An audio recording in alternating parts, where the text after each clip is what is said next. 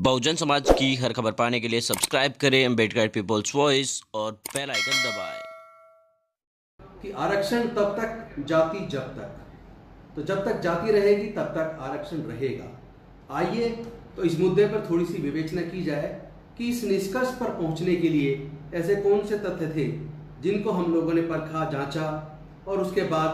हम लोग कुछ देर बात करेंगे का अधिकार क्या है। तो मैं समझता हूं कि जब हम अपने देश के इतिहास को पढ़ते हैं वैदिक काल से लेकर अब तक, तो हम पाते हैं कि वेदों के आधार पे, पुराण के आधार पे, मनुस्मृति के आधार पे जो समाज को चार भागों में बांटकर और उसके बाद जो शूद्र और अतिशूद्र बनाकर एक बहुत बड़े वर्ग को, जिसकी जनसंख्या लगभग 80% है,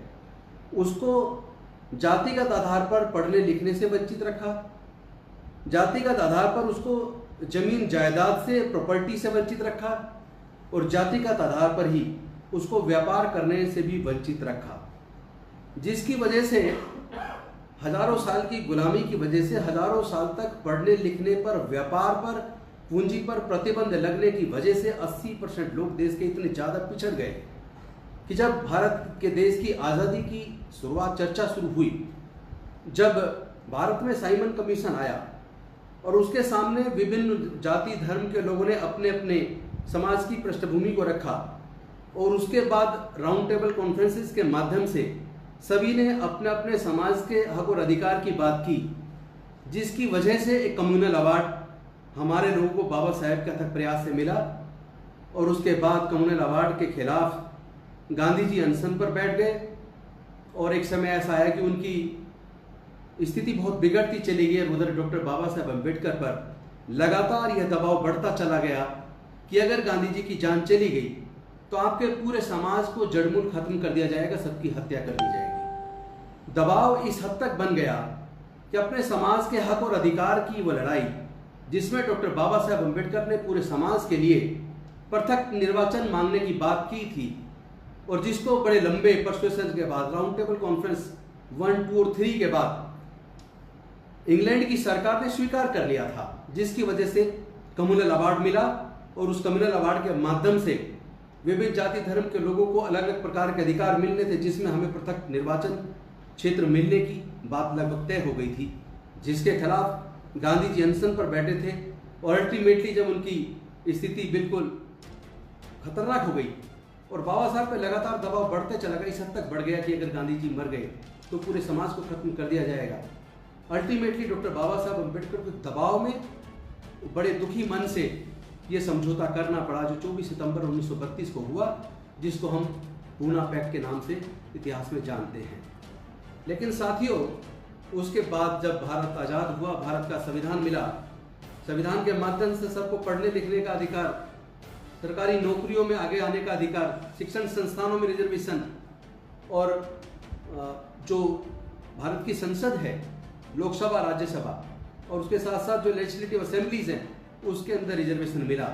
लेकिन अभी रिजर्वेशन मिले हुए 70 साल भी नहीं हुए। 70 साल तो छोड़िए, जब रिजर्वेशन मिले हुए केवल लगभग 40 साल हुए थे, तभी से लगातार एक के बाद एक हमारे इस आरक्षण पर हमला होना शुरू हो गया था। उसके बाद कई जजमेंट्स आए, कुछ जजमेंट रिजर्वेशन के खिलाफ आए, जैसे Indira Sahni versus union of India ने एक तरफ ओबीसी को रिजर्वेशन तो दिया, लेकिन साथ ही साथ SC ST के रिजर्वेशन पे हमला भी कर दिया। और इसके साथ साथ उन्होंने कुछ ऐसी व्यवस्था कर दी जिसकी वजह से हमारे लोग, सीनियरिटी लिस्ट बड़ी गड़बड़ा गई, कई प्रकार के ऑफिस मेमोरेंडम्स आए, उसके बाद बड़े धरने प्रदर्शन समाज को करने पड़े और बड़े लंबे धरने प्रदर्शन के बाद केंद्र सरकार पर प्रेशर बना और उन्होंने सन 2000 में 85th अमेंडमेंट आया, उससे पहले 82 अमेंडमेंट आया, जिसके माध्यम से समाज को सीनियरिटी लिस्ट के साथ साथ प्रमोशन में भी रिजर्वेशन सुनिश्चित हुआ। लेकिन उसके बाद समय समय पर वो चैलेंज होता चला गया। कई M नागराज जजमेंट आता है, जर्नल सिंह जजमेंट आता है और उसके बाद जो अभी जो उत्तराखंड वाला जजमेंट आया, से लगातार रिजर्वेशन को डाइल्यूट करने की कोशिश की गई। लेकिन इससे पहले मैं आता हूँ कि रिजर्वेशन बेसिकली है कितने प्रकार का। रिजर्वेशन मैं समझता हूँ 2 प्रकार का है। एक रिजर्वेशन जो धर्म के आधार पर, शास्त्रों के द्वारा, वेद के द्वारा कुछ पर्टिकुलर जातियों को मिला,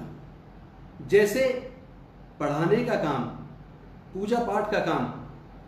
वो सारा का सारा पर्टिकुलर एक जाति को मिल गया। दूसरी तरफ सेना के अंदर, सत्ता के अंदर, देश का शासन किसके हाथ में रहे, वो अधिकार कुछ पर्टिकुलर जातियों को मिल गया। और दूसरी तरफ व्यापार करने का अधिकार भी कुछ पर्टिकुलर जाति को मिल गया। देश की भूमि भी कुछ पर्टिकुलर जातियों के हाथ में आ गई। तो जो देश के लगभग 80% लोग हैं, उनके पास धर्म के आधार पर, वेदों के आधार पर, स्मृतियों के आधार पर, मनुस्मृतियों के आधार पर पढ़ने लिखने से भी वंचित, ज्ञान से वंचित, धन संपत्ति से वंचित, व्यापार से वंचित, भूमि से वंचित, लगभग सभी प्रकार से के अधिकारों से वंचित हो गए। तो जिसकी वजह से स्थिति इतनी भयावह हो गई कि हमारे लोग लगातार पिछड़ते चले गए, इस हद तक पिछड़ गए और उनके साथ एक प्रकार के नहीं, नाना प्रकार के जुल्म हुए। यहाँ तक कि त्रावणकोर की एक घटना आपने देखी होगी। वहाँ हमारे समाज की स्त्रियों को अपने स्तन ढकने पर टैक्स देना होता था। उस टैक्स की व्यवस्था को खत्म करने के लिए हमारे समाज की एक बेटी ने अपने स्तन काट के टैक्स के रूप में उस वक्त के राजा को दिए, तब जाके ये प्रथा खत्म हुई। दूसरी तरफ